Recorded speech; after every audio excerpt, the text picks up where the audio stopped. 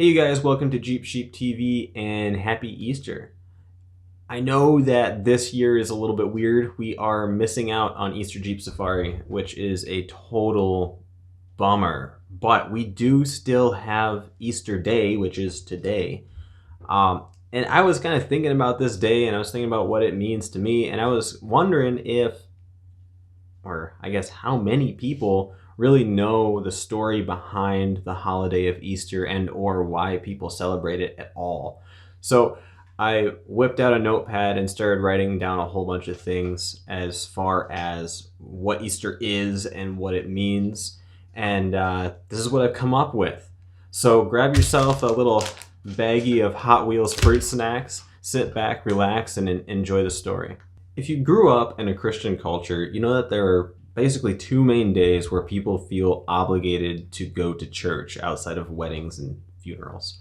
And those 2 days are Christmas and Easter, today. But what makes these days special to Christians?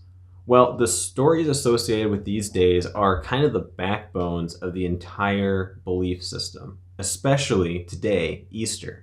What someone believes about the events recorded regarding the story of Easter can determine their religion and even the theologies within that religion that they identify with. So to say it's a big deal is a bit of an understatement.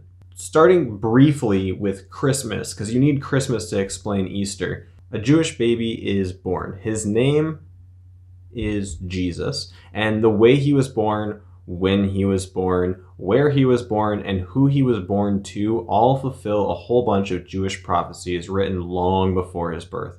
Prophecies that all point to him being the Messiah, which to the Jews that means God with us. The Jews have been waiting for this moment for a really long time. That kid, Jesus, then grows up and goes on tour, more or less, preaching and healing and making the claim that he is the Son of the one true God, the God that the Jewish people worship. He also speaks and shows love to people who are not Jewish, but that's a story for another day.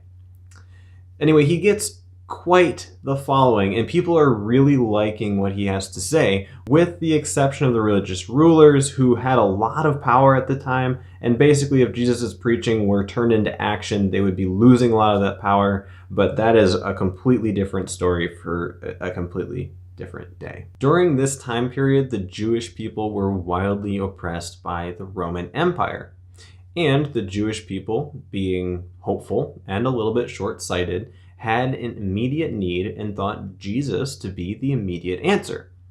After all, their prophecies spoke of the Messiah as a savior, ruler, king of kings, conqueror of evil, and so on. So it's not hard to understand why they thought he would be conquering the oppressive Roman Empire.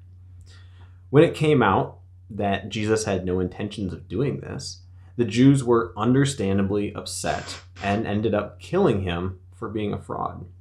In Jewish culture, it was against the law to claim to be God, unless, of course, you were the Messiah, in which case your claims would be legitimate. When Jesus didn't meet their expectations of the Messiah, his claims turned from legitimate to criminal, punishable, in fact, by death. So why on earth are we still talking about a guy who claimed to be the Son of God 2,000 years ago, failed to meet the expectations of his own people, and was killed as a result?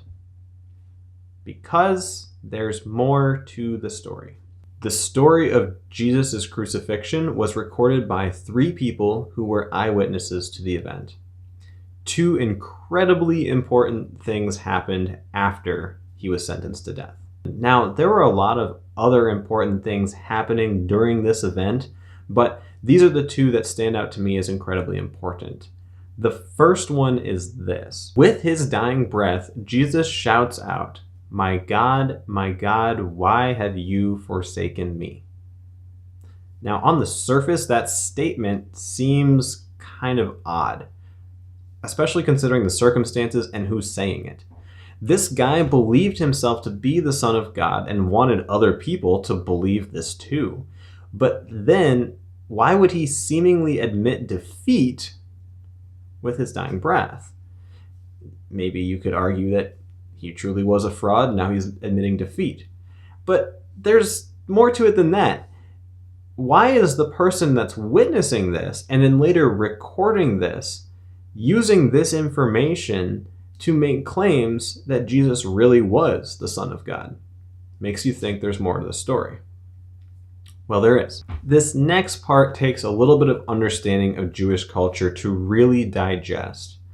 Way back before printed material was readily available to basically everyone, Jewish church services consisted mostly of the rabbi saying the first sentence of a passage, and then everyone else would regurgitate the rest of that passage from memory and repeat it back to him. Again, no books equals everyone's got to memorize everything. Just think about before you had a cell phone and you knew all these phone numbers. It was kind of like that.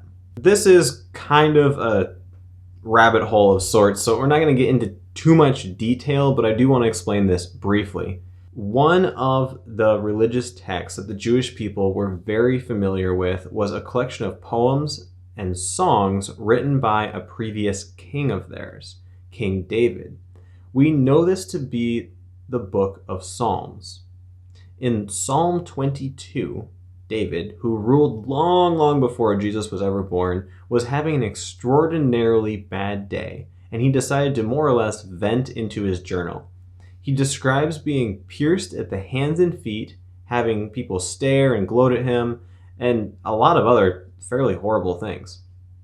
But he also mentions how God is his strength and so on.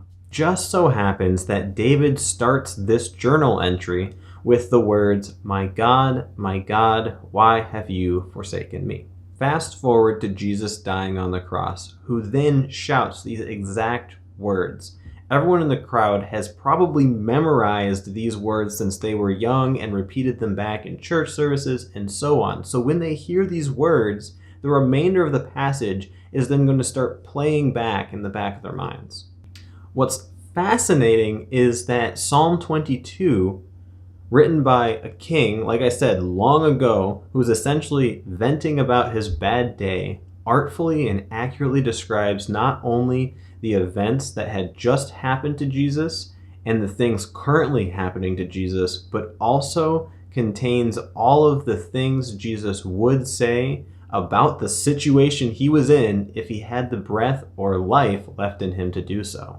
So that's an interesting connection between two pieces of literature written in vastly different time periods by vastly different people that come together and describe the exact same event in an eerily accurate way. The second important event happens when these eyewitness accounts record that 3 days after Jesus' dead body is laid in a tomb, he then rises from the dead, just as he had said to his friends and followers many times over. Jesus rising from the dead also fulfills a bunch more Jewish prophecies. His friends or disciples then go throughout the world spreading the message that Jesus preached and telling of his death and resurrection. As for Jesus, he then ascends into heaven to be with God his Father. Okay, that's pretty neat, I guess. So, we still haven't answered the original question, which is why do we have a whole holiday dedicated to this story, and why do people in Christian-influenced societies feel extra inspired to attend church on this particular day? I do have a theory. If this were just some neat little story, I feel that we would have forgotten about it by now. That's my theory. I think it'd be gone. But because the biblical account has been so well preserved from a historical text standpoint, and the thousands of copies of biblical text are so accurate to each other, plus the story of Jesus was written by multiple eyewitness accounts, and the events of his life were prophesied or predicted in multiple religious texts from different time periods, continents, and languages, it is not a hard argument from an analytical standpoint to say that the information presented is indeed true. So, here is the big if. if the accounts of Jesus' life are found to be true, then he would be the Son of God. And furthermore, there is a God. And the things that Jesus preached about would then be true as well. Jesus preached that all people, not just the Jews and not just the people of that day, are loved by God. All people, them then and us now, have committed crimes against God and are therefore separated from him and all of the blessings he holds. Additionally, the punishment for these crimes is death, and it requires an innocent sacrifice to pay for our crimes against God. Someone who has lived on earth yet committed no crimes against God, and that person has to then die in our place. Then he goes on to say, if we turn to God and confess the crimes that we've committed to him, and then accept the fact that his son came to earth, lived a blameless life, and was killed for the crimes we committed, talking about all mankind here, then we will be found blameless in the eyes of God. This story is still told and celebrated today because it applies to us today as much as it did to the people who lived when the story was being recorded. Easter is a celebration of the day that Jesus died for the sins of the world and defined what it means to be a Christ follower or Christian.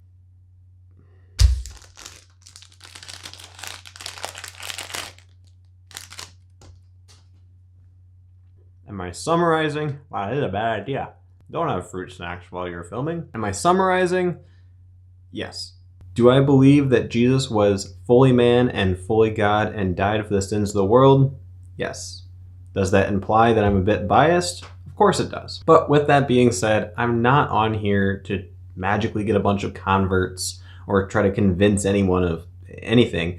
I just wanted to take a moment to wish everyone happy Easter, first of all, and explain why this day is such a big deal to those who celebrate it. Okay, you guys, I really hope you got something out of this whole ordeal. If you like stuff like this, I don't actually do this much on my channel. This is actually a Jeep channel. We talk about Jeeps, working on Jeeps, and other Jeep-related things. If you like Jeeps, I encourage you to hit the subscribe button. If not, it's completely up to you. But like I said, happy Easter, thanks for stopping in, and have a great day. Bye!